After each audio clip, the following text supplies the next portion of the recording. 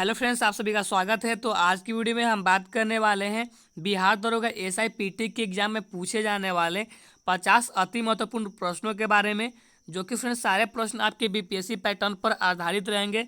तो ये हमारा प्रैक्टिस सेट 5 है। अगर आपने इसका बाकी का प्रैक्टिस सेट नहीं देखा है तो आप अभी जाके देख लीजिए, उसका लिंक नीचे दिया गया है।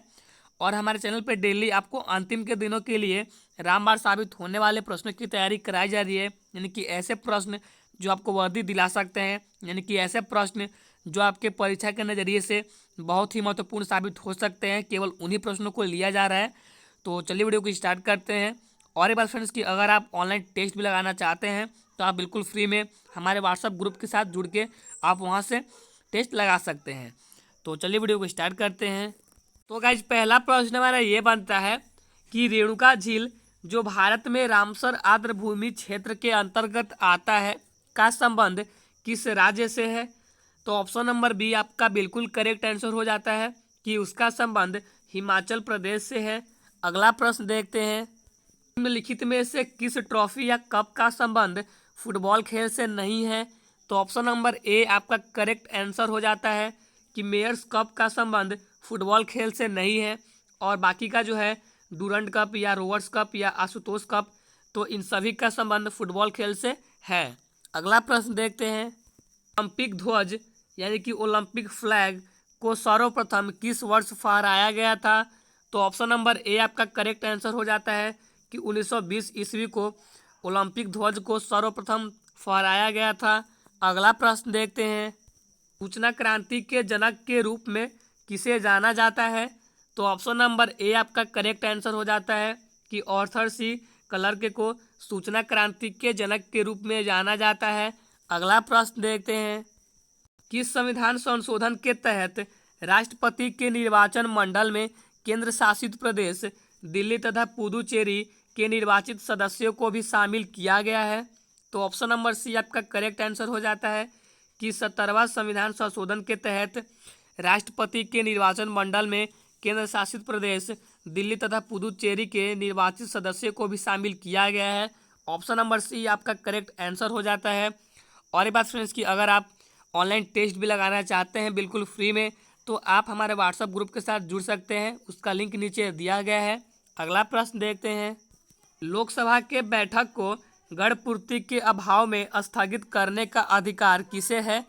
तो ऑप्शन नंबर बी आपका करेक्ट आंसर हो जाता है कि लोकसभा अध्यक्ष को लोकसभा के बैठक को गढ़पूर्ति के अभाव में स्थगित करने का अधिकार दिया गया है। ऑप्शन नंबर बी आपका बिल्कुल करेक्ट आंसर हो जाता है। अगला प्रश्न देखते हैं, इस अनुच्छेद के तहत न्यायालय द्वारा संसद की कार्यवाहियों की जांच पूर्णतः निषेध है। तो ऑप्शन नंबर सी आपका करेक्ट आंसर हो जाता है कि अनुच्छेद 122 के तहत न्यायालय द्वारा संसद की कार्यवाहियों की जांच पूर्णतः निषेध होती है। ऑप्शन नंबर सी आपका बिल्कुल राइट आंसर हो जाता है। अगला प्रश्न देखते हैं, भारतीय संविधान की उद्देशिका में कितने प्रकार के न्याय का वर्णन किया गया है। तो ऑप्शन नंबर बी आपका करेक्ट आंसर हो जाता है कि 3 प्रकार की न्याय का वर्णन किया गया है, सामाजिक न्याय, आर्थिक न्याय और राजनीतिक न्याय। अगला प्रश्न देखते हैं, निम्नलिखित में से कौन स्वतंत्र भारत के पहले सूचना एवं प्रसारण मंत्री थे। तो ऑप्शन नंबर बी आपका करेक्ट आंसर हो जाता है कि सरदार पटेल स्वतंत्र भारत के पहले सूचना एवं प्रसारण मंत्री थे। अगला प्रश्न देखते हैं, बिहार में लोकसभा तथा राज्यसभा की कुल सीटें क्रमशः कितनी हैं। तो ऑप्शन नंबर बी आपका बिल्कुल करेक्ट आंसर हो जाता है कि लोकसभा में 40 सीटें और राज्यसभा में 16 सीटें हैं। अगला प्रश्न देखते हैं, केंद्र राज्य संबंधों पर गठित सरकारिया आयोग का गठन किस वर्ष किया गया था। तो वो किया गया था 1983 ईस्वी को। ऑप्शन नंबर सी आपका बिल्कुल करेक्ट आंसर हो जाता है। अगला प्रश्न देखते हैं, 92वां संविधान संशोधन के तहत किन भाषाओं को 8वीं अनुसूची में शामिल किया गया। तो ए में कह रहे हैं कि बोडो को, तो इसे भी शामिल किया गया था। बी में मैथिली, तो इसे भी शामिल किया गया था। सी में डोगरी, इसे भी शामिल किया गया था। तो ऑप्शन नंबर डी आपका करेक्ट आंसर हो जाता है कि उपयुक्त में से सभी, यानी कि इन तीनों भाषाओं को शामिल किया गया था। अगला प्रश्न देखते हैं, भारतीय राजनीति के इतिहास में अभी तक कुल कितनी बार दोनों सदनों की संयुक्त बैठक बुलाई गई है। तो वो बुलाई गई है 3 बार। ऑप्शन नंबर बी आपका करेक्ट आंसर हो जाता है कि भारतीय राजनीतिक के इतिहास में अभी तक कुल 3 बार दोनों सदनों की संयुक्त बैठक बुलाई जा चुकी है। अगला प्रश्न देखते हैं, उच्च न्यायालय के न्यायाधीशों की सेवानिवृत्ति की आयु क्या है? तो ऑप्शन नंबर बी आपका करेक्ट आंसर हो जाता है कि 62 वर्ष है। अगला प्रश्न देखते हैं, दल बदल निरोधक अधिनियम को किस वर्ष पारित किया गया था? तो ऑप्शन नंबर बी आपका करेक्ट आंसर हो जाता है कि 1985 ईस्वी को दल बदल निरोधक अधिनियम को पारित किया गया था। अगला प्रश्न देखते हैं, राष्ट्रीय हरित न्याय अधिकरण एनजीटी का मुख्यालय कहाँ स्थित है? तो ऑप्शन नंबर ए आपका बिल्कुल राइट आंसर हो जाता है कि नई दिल्ली में स्थित है। अगला प्रश्न देखते हैं, विश्व का पहला परमाणु बिजली घर किस देश में स्थापित किया गया था? तो ऑप्शन नंबर डी आपका करेक्ट आंसर हो जाता है कि रूस में स्थापित किया गया था, और वो भी कब? तो 1994 ईस्वी को। अगला प्रश्न देखते हैं, बारबरी तथा जमुनापुरी किसकी प्रमुख नस्लें हैं? तो ऑप्शन नंबर सी आपका करेक्ट आंसर हो जाता है कि बकरी की प्रमुख नस्लें हैं। कौन कौन? तो बारबरी तथा जमुनापुरी। अगला प्रश्न देखते हैं, पेड़ पौधों की टहनियों को हिलाने से फूल पत्तों का गिरना न्यूटन के किस नियम का उदाहरण है? तो ऑप्शन नंबर ए आपका करेक्ट आंसर हो जाता है कि पहला नियम का उदाहरण है, और इसे फ्रेंड्स हम जड़त्व के नियम से भी नाम से जानते हैं और गैलीलियो के भी नियम के नाम से जानते हैं। अगला प्रश्न देखते हैं, प्रकाश का वेग होता है कितना? तो ऑप्शन नंबर बी आपका करेक्ट आंसर हो जाता है कि 3 × 10⁸ मील पर सेकेंड। यहाँ पे आप 8 लिख लीजिएगा, यहाँ पर नहीं लिखा था। अगला प्रश्न देखते हैं, रॉकेट किसके संरक्षण नियम के सिद्धांत पर कार्य करता है? तो ऑप्शन नंबर बी आपका करेक्ट आंसर हो जाता है कि रैखिक संवेग सिद्धांत के आधार पर रॉकेट कार्य करता है। अगला प्रश्न देखते हैं, शेविंग ब्रश के रेशों का आपस में चिपक जाना किसका उदाहरण है? तो ऑप्शन नंबर डी आपका राइट आंसर हो जाता है पृष्ठ तनाव का उदाहरण है। अगला प्रश्न देखते हैं, फ्लेमिंग के दाएं हाथ के नियम का प्रयोग किसकी दिशा का पता लगाने के लिए किया जाता है? तो ऑप्शन नंबर ए आपका करेक्ट आंसर हो जाता है कि प्रेरित धारा की दिशा का पता लगाने के लिए फ्लेमिंग के दाएं हाथ के नियम का प्रयोग किया जाता है। अगला प्रश्न देखते हैं, फोटॉन की खोज किसने किया था? तो ऑप्शन नंबर बी आपका करेक्ट आंसर हो जाता है अल्बर्ट आइंस्टाइन ने फोटॉन की खोज किया था। अगला प्रश्न देखते हैं, अपने विरोधियों के प्रति किसने कठोर लौह एवं रक्त की नीति का पालन किया था? तो ऑप्शन नंबर सी आपका करेक्ट आंसर हो जाता है कि बलवन ने लौह एवं रक्त की नीति का पालन किया था। अगला प्रश्न देखते हैं, अकबर के द्वारा इलाही संवत की शुरुआत किस वर्ष की गई थी? तो ऑप्शन नंबर ए आपका करेक्ट आंसर हो जाता है 1582 को की गई थी। अगला प्रश्न देखते हैं, राहुल प्रणाली का शुरुआत किसके द्वारा किया गया था? तो ऑप्शन नंबर बी आपका करेक्ट आंसर हो जाता है कि हरगोविंद के द्वारा पाहुल प्रणाली का शुरुआत किया गया था। अगला प्रश्न देखते हैं, दास प्रथा का अंत किस गवर्नर जनरल के शासन काल के दौरान किया गया था? तो ऑप्शन नंबर सी आपका करेक्ट आंसर हो जाता है कि लॉर्ड एलनबरो के शासन काल के दौरान दास प्रथा का अंत किया गया था। अगला प्रश्न देखते हैं, प्रसिद्ध रंपाओं विद्रोह का संबंध किस राज्य से है? तो ऑप्शन नंबर ए आपका करेक्ट आंसर हो जाता है कि आंध्र प्रदेश से है। अगला प्रश्न देखते हैं, भारतीय सुधार समिति की स्थापना किसने की थी? तो ऑप्शन नंबर ए आपका करेक्ट आंसर हो जाता है कि दादा भाई नौरोजी ने भारतीय सुधार समिति की स्थापना की। अगला प्रश्न देखते हैं, 1857 की क्रांति के दौरान फैजाबाद में इसका नेतृत्व किसने किया था? तो ऑप्शन नंबर डी आपका करेक्ट आंसर हो जाता है कि मौलवी अहमदुल्ला ने 1857 की क्रांति के दौरान फैजाबाद में नेतृत्व किया था। अगला प्रश्न देखते हैं, भगत सिंह को फांसी की सजा सुनाने वाला न्यायाधीश निम्नलिखित में से कौन था? तो ऑप्शन नंबर सी आपका करेक्ट आंसर हो जाता है जीसी हिल्टन था। अगला प्रश्न देखते हैं, आग का आविष्कार किस काल के दौरान हुआ था? तो ऑप्शन नंबर बी आपका करेक्ट आंसर हो जाता है कि पूरा पाषाण काल के दौरान आग का आविष्कार किया गया था। अगला प्रश्न देखते हैं, निम्नलिखित में से किस स्थान से नर्तकी की कांस्य मूर्ति प्राप्त हुई है?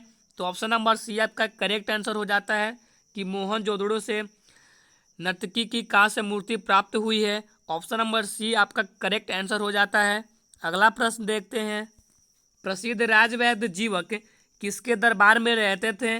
तो ऑप्शन नंबर ए आपका करेक्ट आंसर हो जाता है कि बिंबिसार के दरबार में रहते थे। अगला प्रश्न देखते हैं, इथेनॉल नीति शुरू करने वाला भारत का पहला राज्य कौन बना है। तो ऑप्शन नंबर डी आपका करेक्ट आंसर हो जाता है कि बिहार राज्य बना है। अगला प्रश्न देखते हैं, अगर फ्रेंड्स आप ऑनलाइन टेस्ट भी लगाना चाहते हैं तो आप हमारे व्हाट्सएप ग्रुप के साथ अभी जुड़ जाइए, उसका लिंक नीचे दिया गया है। वहाँ पे डेली आपको ऑनलाइन टेस्ट का सीरीज चलाया जा रहा है।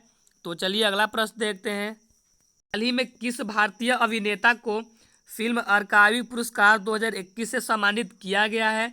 तो ऑप्शन नंबर ए आपका करेक्ट आंसर हो जाता है कि अमिताभ बच्चन को सम्मानित किया गया है।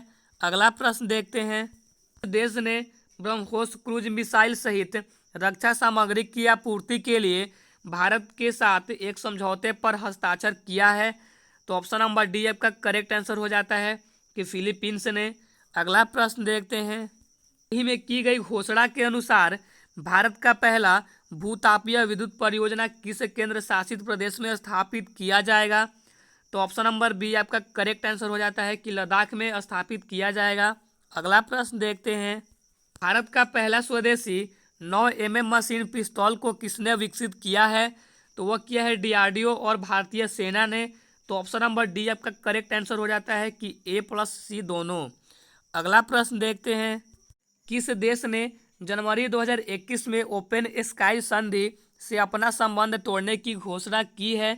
तो ऑप्शन नंबर ए आपका करेक्ट आंसर हो जाता है कि अमेरिका ने अपने स्काई संधि से अपना संबंध तोड़ने की घोषणा की है। अगला प्रश्न देखते हैं, किस राज्य ने जनवरी 2021 में अपना पहला राजकीय पक्षी महोत्सव कलरव का आयोजन किया है। तो ऑप्शन नंबर ए आपका करेक्ट आंसर हो जाता है कि बिहार राज्य ने जनवरी 2021 में अपना पहला राजकीय पक्षी महोत्सव कलरव का आयोजन किया है। अगला प्रश्न देखते हैं, केंद्रीय औद्योगिक सुरक्षा बल के नए महानिदेशक के रूप में किसे नियुक्त किया गया है। तो ऑप्शन नंबर डी आपका करेक्ट आंसर हो जाता है कि सुबोध कुमार जायसवाल को केंद्रीय औद्योगिक सुरक्षा बल के नए महानिदेशक के रूप में नियुक्त किया गया है। ऑप्शन नंबर डी आपका बिल्कुल करेक्ट आंसर हो जाता है। अगला प्रश्न देखते हैं, हाल ही में सत्यपाल की मृत्यु हो गई, इनका संबंध किस क्षेत्र से था। तो ऑप्शन नंबर ए आपका करेक्ट आंसर हो जाता है कि इनका संबंध फैशन डिजाइनर से था। अगला प्रश्न देखते हैं, one nation one ration card योजना लागू करने वाला भारत का पहला राज्य संयुक्त रूप से कौन है। तो ऑप्शन नंबर बी आपका करेक्ट आंसर हो जाता है कि राजस्थान एवं कर्नाटक दोनों। अगला प्रश्न देखते हैं, WHO ने हाल ही में किस देश को मलेरिया मुक्त घोषित किया है। तो ऑप्शन नंबर सी आपका करेक्ट आंसर हो जाता है कि अल सल्वाडोर को WHO ने हाल ही में मलेरिया मुक्त घोषित किया है। अगला प्रश्न देखते हैं, 60वें राष्ट्रीय फिल्म पुरस्कार 2021 के तहत किस फिल्म को सर्वश्रेष्ठ हिंदी फिल्म का खिताब दिया गया है। तो ऑप्शन नंबर बी आपका करेक्ट आंसर हो जाता है कि छिछोरे फिल्म को सर्वश्रेष्ठ हिंदी फिल्म का खिताब दिया गया है। अगला प्रश्न देखते हैं, निम्नलिखित में से कौन सा देश G20 शिखर सम्मेलन 2023 की मेजबानी करेगा। तो ऑप्शन नंबर बी आपका करेक्ट आंसर हो जाता है कि भारत G20 शिखर सम्मेलन 2023 की मेजबानी करेगा। अगला प्रश्न देखते हैं, केंद्र सरकार किस संस्थान के सहयोग से गेमिंग और अन्य संबंधित क्षेत्रों में उत्कृष्टता केंद्र बनाएगी। तो ऑप्शन नंबर सी आपका करेक्ट आंसर हो जाता है कि IIT बॉम्बे संस्थान के सहयोग से केंद्र सरकार गेमिंग और अन्य संबंधित क्षेत्रों में उत्कृष्टता केंद्र बनाएगी। अगला प्रश्न देखते हैं और ये हमारे वीडियो का अंतिम प्रश्न होगा, हाल ही में किस राज्य के मुख्यमंत्री ने SC ST छात्रों के लिए 101 करोड़ रुपए की छात्रवृत्ति स्वीकृत की है। तो ऑप्शन नंबर बी आपका करेक्ट आंसर हो जाता है कि छत्तीसगढ़ के मुख्यमंत्री ने SC ST छात्रों के लिए 101 करोड़ रुपए की छात्रवृत्ति स्वीकृत की है। तो गाइस यहीं पे हमारी वीडियो खत्म होती है, तो मिलते हैं नेक्स्ट वीडियो में। अगर हमारी वीडियो आपको थोड़ी सी भी अच्छी लगी हो तो वीडियो को लाइक कर दीजिएगा। और एक बात फ्रेंड्स कि अगर आप ऑनलाइन टेस्ट भी लगाना चाहते हैं तो उसके लिए आप हमारे व्हाट्सएप ग्रुप के साथ जुड़ सकते हैं, जिसका लिंक नीचे दिया गया है। वहाँ पे डेली आपको बिल्कुल फ्री में ऑनलाइन टेस्ट चलाया जा रहा है। तो अगर आप चाहें तो उनका लाभ उठा सकते हैं। So thank you.